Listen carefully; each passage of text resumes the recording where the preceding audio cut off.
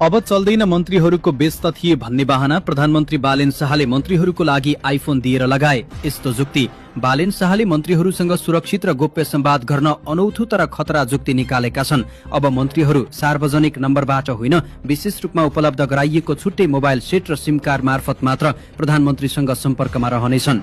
प्रधानमन्त्री कार्यालय स्रोतका अनुसार सबै मन्त्रीहरूलाई नयाँ उच्च स्तरीय मोबाइल सेट, अधिकांश आइफोन र गोप्य सिम कार्ड उपलब्ध गराइएको छ।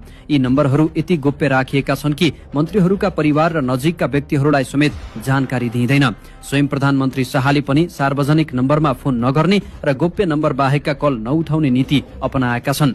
यो कदम सुरक्षा, संवेदनशीलता, गोपनीयता र छिटो निर्णय प्रक्रियालाई ध्यानमा राखेर चालिएको बताइन्छ।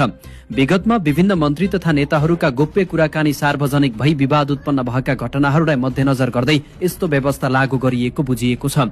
प्रधानमन्त्री बालेन शाहको यो फरक शैलीले नेपाली राजनीतिमा नयाँ बहस जन्माएको छ। गोपनीयता र पारदर्शिता बीचको सन्तुलन अब कस्तो रहला, धेरैको ध्यान यही विषयमा केन्द्रित बनेको छ।